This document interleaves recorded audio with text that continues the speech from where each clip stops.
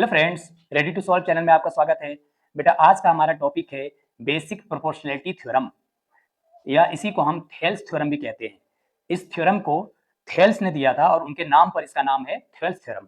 तो आइए सबसे पहले ये देखते हैं कि बीपीटी थ्योरम है क्या। हर थ्योरम का बेटा एक स्टेटमेंट होता है, तो बीपीटी थ्योरम का भी एक स्टेटमेंट है। तो आइए देखते हैं स्टेटमेंट क्या है। तो बेटा इसका स्टेटमेंट है कि अगर किसी ट्रायंगल में हम किसी एक साइड के पैरेलल कोई लाइन ड्रॉ कर दे, जैसे यहाँ पर आप देख सकते हो बीसी के पैरेलल एक लाइन है डीई, यानी DE is parallel to BC, है ना। बीसी के पैरेलल एक लाइन ड्रॉ कर दी गई, तो ये लाइन डीई जो है, ये जो दोनों रिमेनिंग साइड्स हैं एबी और एसी, इसको इक्वल रेशियो में डिवाइड करती है। दैट मींस एडी का रेशियो बीडी के साथ और एई का रेशियो ईसी के साथ ये इक्वल होगा। तो AD upon BD equal to AE upon EC, यानी एडी का रेशियो बीडी के साथ और एई का रेशियो ईसी के साथ ये इक्वल होगा। इसे हम बीपीटी थ्योरम भी कहते हैं, या इसी को हम थेल्स थ्योरम कहते हैं। तो बेटा ये इसका स्टेटमेंट हो गया कि if a line is drawn parallel to one side of a triangle to intersect the other two sides in distinct point, है ना। इस बीसी के पैरेलल एक लाइन ड्रॉ करी गई जो इन दोनों साइड्स को डिस्टिंक्ट पॉइंट डी और ई पर इंटरसेक्ट करती है। The other two sides are divided in the same ratio. तो ये जो दो साइड्स हैं बेटा ए बी और ए सी, ये सेम रेशियो में डिवाइड होंगी, इक्वल रेशियो में डिवाइड होंगी। इसका मतलब एडी और बीडी का रेशियो एई और ईसी के रेशियो के इक्वल होगा। इसी को हम थेल्स थ्योरम या बीपीटी थ्योरम कहते हैं। क्लियर। अब इस थ्योरम का प्रूफ भी हमारे बोर्ड पेपर में आता है, और सीबीएसई के पेपर में तो हर साल, हर एक दो साल में ये रिपीट होता रहता है। तो बहुत ही इंपॉर्टेंट क्वेश्चन है हमारे पेपर में। इसका स्टेटमेंट भी लिखने को आएगा और प्रूफ भी करने को आएगा। क्वेश्चन आएगा state and proof BPT theorem. तो स्टेटमेंट आपको लिखनी पड़ेगी ऐसा डायग्राम बना करके, और फिर इसको प्रूफ करना पड़ेगा। तो आइए इस थ्योरम को प्रूफ करते हैं। इस थ्योरम को प्रूफ करने के लिए बेटा हमें कुछ बेसिक कॉन्सेप्ट आने चाहिए। तो आइए पहले वो कॉन्सेप्ट डिस्कस कर लेता हूं, फिर हम उस थ्योरम को प्रूफ करेंगे। इस थ्योरम को प्रूफ करने के लिए दो इंपॉर्टेंट कॉन्सेप्ट का इस्तेमाल करना है, आइए उनको देखते हैं। तो बेटा सपोज हमारे पास दो ट्रायंगल है, ये है एक्यूट एंगल ट्रायंगल यानी न्यून कोण त्रिभुज, क्योंकि आप देख सकते हो कि इस त्रिभुज के तीनों कोण 90 से छोटे हैं।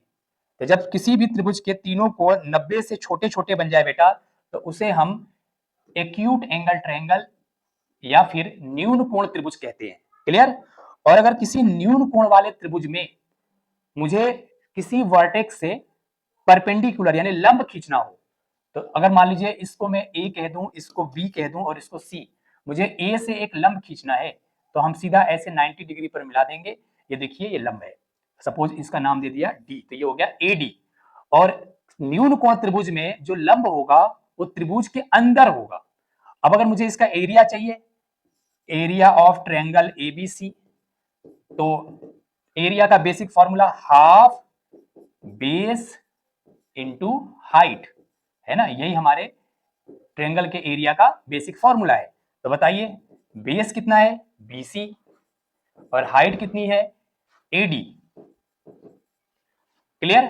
तो इस तरीके से इस ट्रायंगल का area half base into height, और हाइट कौन हो जाएगी, ये जो हमने वर्टेक्स से शीर्ष से लंब खींचा है, जो परपेंडिकुलर ड्रॉप किया है, यही हाइट का काम करेगी। किसी भी ट्रायंगल की हाइट वर्टेक्स से परपेंडिकुलर जो खींचा जाएगा, लंब जो खींचा जाएगा, उसके नाप के बराबर होता है।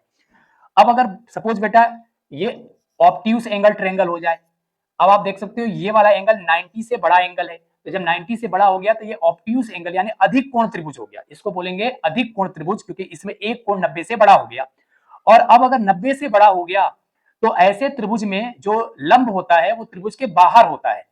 इस त्रिभुज के अंदर अगर मैं यहां से ऐसे रेखा खींचू बेटा, तो देखो ये 90 डिग्री का एंगल नहीं बनाएगी, 90 से अलग एंगल बनाएगी, है ना। तो इसके अंदर लंब नहीं पाया जा सकता। ये बड़ा इंपॉर्टेंट कॉन्सेप्ट है। अधिक कोण त्रिभुज में लंब हमेशा त्रिभुज के बाहर होता है, और न्यून कोण त्रिभुज में लंब हमेशा त्रिभुज के अंदर होता है। तो बताइए अगर मुझे इस त्रिभुज में लंब खींचना होगा बेटा, परपेंडिकुलर ड्रॉ करनी होगी, तो देखो वो इस लाइन को जब हम बेस को आगे बढ़ाएंगे तब देखो यहां से ऐसे लंब खींचेंगे, देखो 90 डिग्री पे। आई बात समझ में। तो लंब अधिक कोण त्रिभुज में कहां बैठेगा, त्रिभुज के बाहर बैठेगा। और अगर मुझे अब इसकी एरिया फाइंड करनी है, एरिया ऑफ ट्रायंगल एबीसी, तो वो होगा बेटा हाफ बेस, बेस तो आज भी बीसी है, हाइट ये वाली हो जाएगी। सपोज इस पॉइंट को अगर मैंने डी कह दिया तो हाइट होगी एडी। तो इस तरीके से आपने देखा कि अगर मुझे अधिक कोण त्रिभुज में लंब खींचना होगा तो वो त्रिभुज के बाहर बैठेगा। तो बेटा इस कॉन्सेप्ट को हम अपने थेल्स थ्योरम को प्रूफ करने के लिए यूज करेंगे, तो आपको ये बात ध्यान रखनी है। क्लियर? आइए एक और बड़ा इंपॉर्टेंट कॉन्सेप्ट है, उसको भी डिस्कस करते हैं। सपोज बेटा ये दो समांतर रेखाएं हैं, दो पैरेलल लाइंस हैं, और इन समांतर रेखाओं के बीच सपोज एक पॉइंट है ए और एक पॉइंट है बी, इस तरीके से। अब मान लीजिए मैंने एक त्रिभुज ड्रॉ कर लिया, ट्रायंगल ड्रॉ कर लिया इस तरीके से, ट्रायंगल ए बी सी। फिर मैंने एक और ट्रायंगल ड्रॉ किया,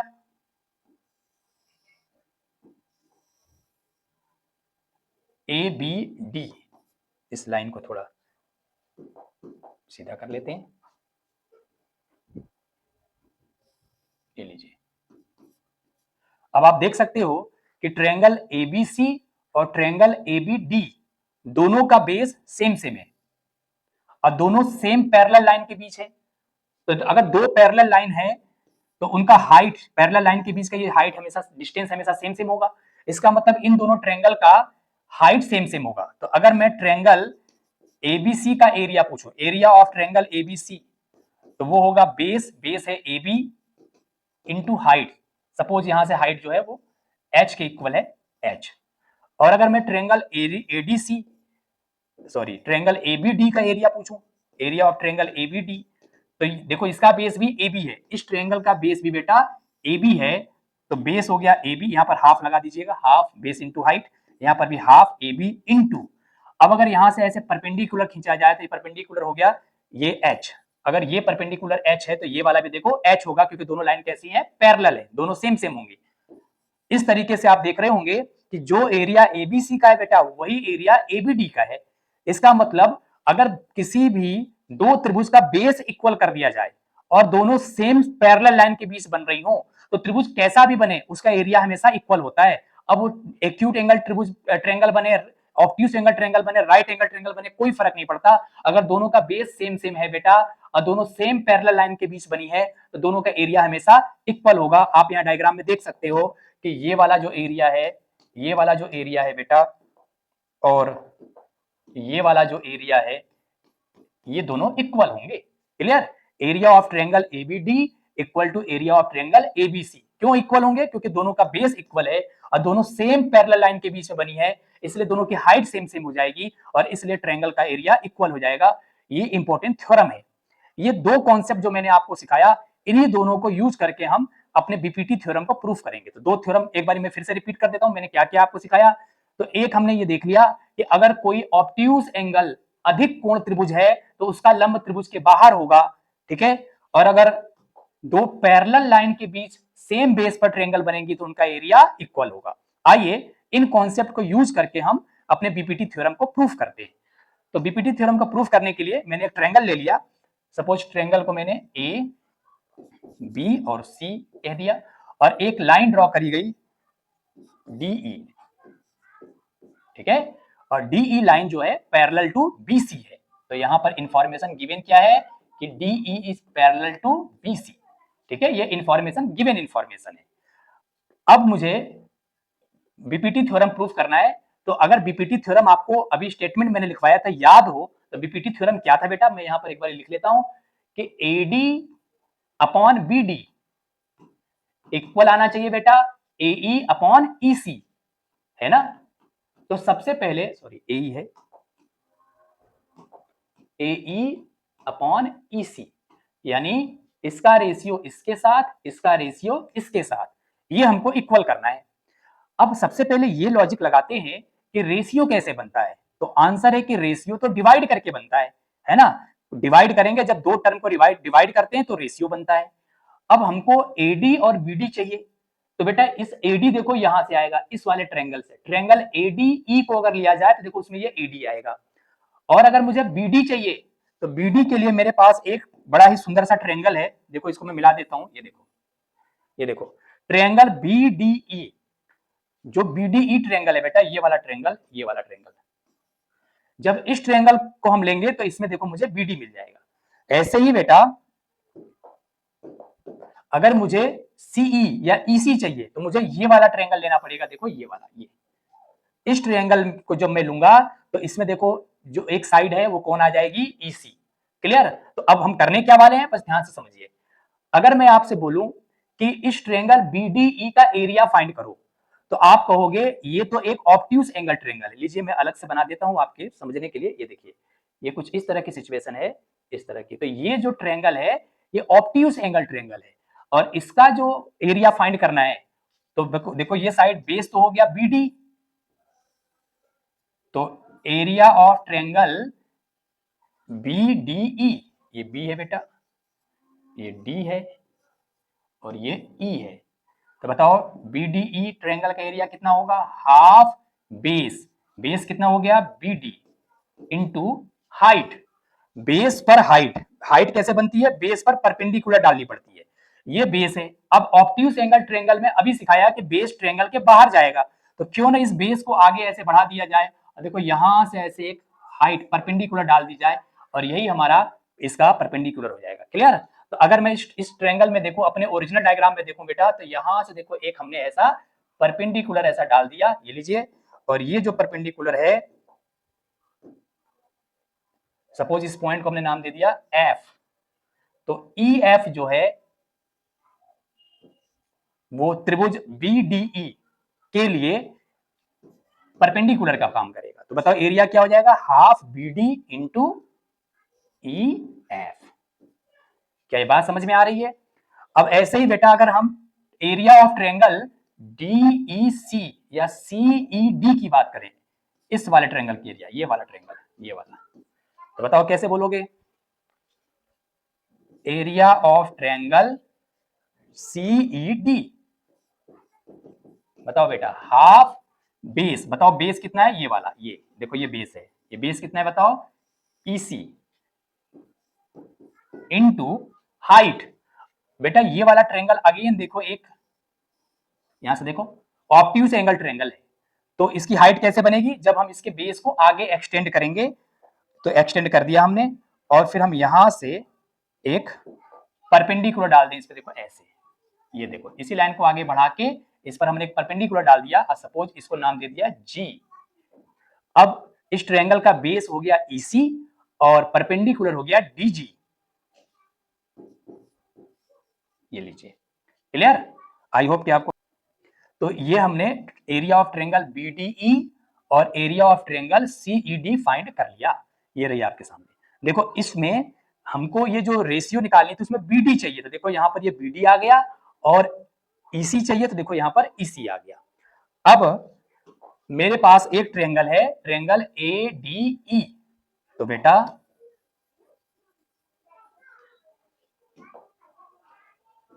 एरिया ऑफ ट्रायंगल ADE,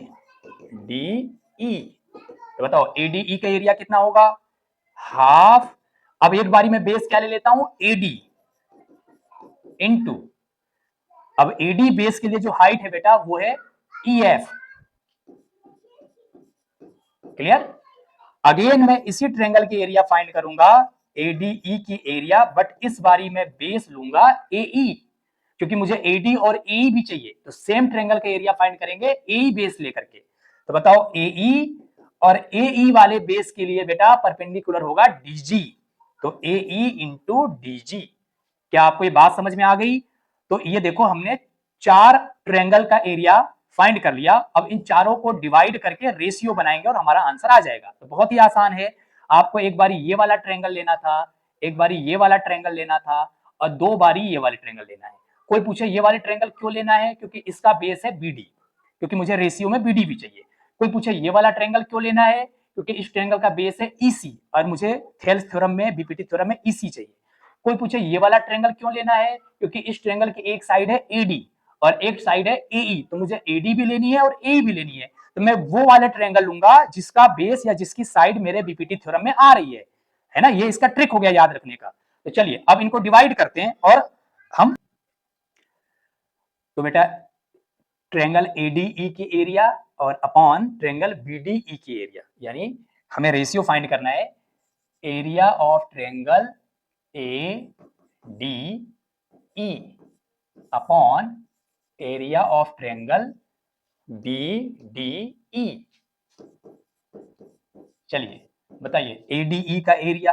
अब देखो ADE की एरिया, एक बारी हमने AD को बेस लिया और एक बारी हमने AE को बेस लिया है, तो हम हमें ये वाला देखो AD का BD के साथ रेशियो चाहिए, तो BDE वाले में BD आएगा तो ये वाला ले लो AD वाला। इससे क्या होगा, जब डिवाइड किया तो किसका रेशियो बनेगा बताओ, AD और BD का। ठीक है, चलो बताओ, तो इसका एरिया कितना है, half AD into EF divided by half.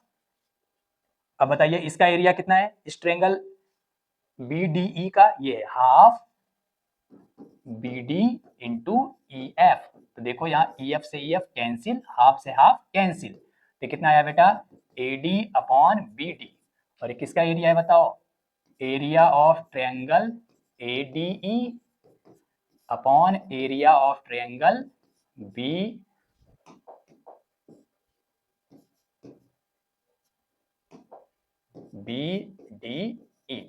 तो इस तरीके से इन दोनों ट्रायंगल का एरिया का रेशियो हमने फाइंड कर लिया। और आप देख रहे होंगे यहाँ से मेरे पास AD और BD का रेशियो आ गया है ना। तो थेल्स थ्योरम में हमें AD upon BD equal to AE upon EC यही तो प्रूफ करना है बेटा। अब हम एक बार फिर से इस ADE का एरिया किसके साथ डिवाइड करके बनाएंगे बताओ, CED वाला एरिया। ये देखो जो हमने फाइंड कर रखा है, तो यहाँ पर अगेन ले लेते हैं। अब हम ले लेते हैं area of triangle ADE divided by area of triangle DEC। चलो बताओ, अब ये वाला एरिया लेंगे है ना, ADE का नीचे वाला, क्योंकि मुझे AE का रेशियो EC के साथ चाहिए। तो बताओ half AE into DG divided by half, इसका एरिया बताओ EC इंटू DG, DG से DG कैंसिल, हाफ से हाफ कैंसिल, तो ये आ गया बेटा AE अपॉन EC।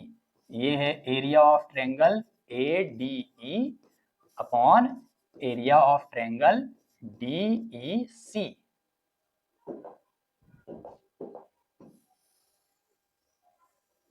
ये लीजिए, तो area of triangle ADE upon area of triangle DEC, और इसका रेशियो आ गया बेटा AE अपॉन EC। अब हमने अभी थोड़ी देर पहले आपको थ्योरम दिखाया था कि एरिया ऑफ BDE और एरिया ऑफ CED ये दोनों इक्वल होंगे। क्यों इक्वल होंगे, क्योंकि बेटा ये दोनों ट्रायंगल सेम बेस और सेम पैरेलल लाइन के बीच बनी है। देखो ये लाइन और ये लाइन क्या है बताओ, पैरेलल, दोनों पैरेलल लाइन है और दोनों का बेस इक्वल है। इसका बेस भी देखो DE है और इस वाले ट्रायंगल का बेस भी DE है। तो जब दोनों का बेस इक्वल हो जाए और सेम पैरेलल लाइन के बीच ट्रायंगल बने तो उनका एरिया इक्वल होता है। मैंने आपको अभी डिस्कस किया था, क्लियर। इसका मतलब हमें मालूम चल गया कि area of triangle BDE equals to area of triangle CED। ठीक है, ये दोनों ट्रायंगल का एरिया इक्वल है। तो अगर इक्वल है बेटा, तो सपोज मैंने इसको इक्वेशन फर्स्ट कह दिया और इसको इक्वेशन सेकंड कह दिया, तो हम देख सकते हैं कि दोनों के लेफ्ट हैंड साइड क्या हो जाएंगे, इक्वल। या चलिए यहां से इस लाइन को मैं थोड़ा और क्लियर करके लिख देता हूं आपके लिए, ये लीजिए। तो area of triangle BDE equal से एरिया ऑफ ट्रायंगल CED। ठीक है, ये लीजिए, ये दोनों इक्वल है। तो इक्वेशन फर्स्ट सेकेंड और इसको सपोज हमने इक्वेशन थर्ड बना दिया, तो बताओ फर्स्ट सेकेंड थर्ड को मिलाया जाए तो क्या बनेगा,